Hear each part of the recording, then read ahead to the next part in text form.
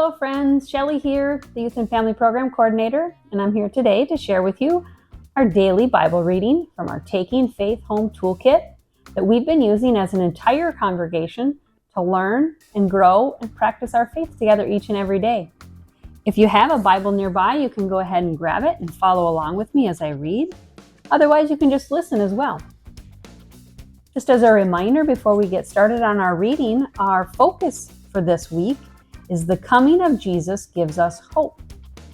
And for Thursday, we will be reading Matthew chapter 6, verses 25 through 34. Therefore, I tell you, do not worry about your life, what you will eat or drink, or about your body, what you will wear. Is not life more important than food, and the body more important than clothes? Look at the birds of the air.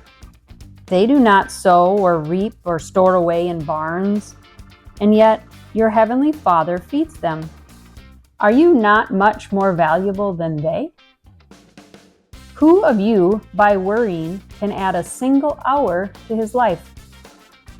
And why do you worry about clothes? See how the lilies of the field grow? They do not labor or spin, yet I tell you that not even Solomon, in all his splendor, was dressed like one of those.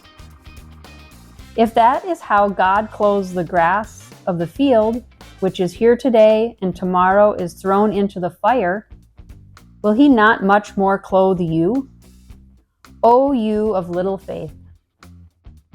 So do not worry, saying, what shall we eat? Or what shall we drink? Or what shall we wear? For the pagans ran after all these things, and your heavenly Father knows that you need them. But seek first his kingdom and his righteousness, and all these things will be given to you as well. Therefore, do not worry about tomorrow, for tomorrow will worry about itself. Each day has enough trouble of its own.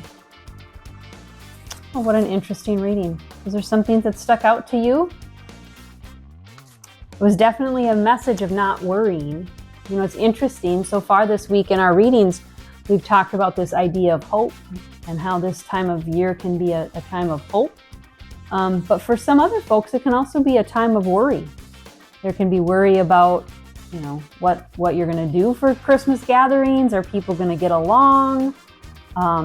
People can have worries about, you know, like the safety of people with all of the travel and everything. So there's all sorts of things that you can worry about. We have enough money for presents for people, all sorts of things that you can worry about. But what this message I took from today is telling me that worrying doesn't really do me any good, doesn't add anything to my life.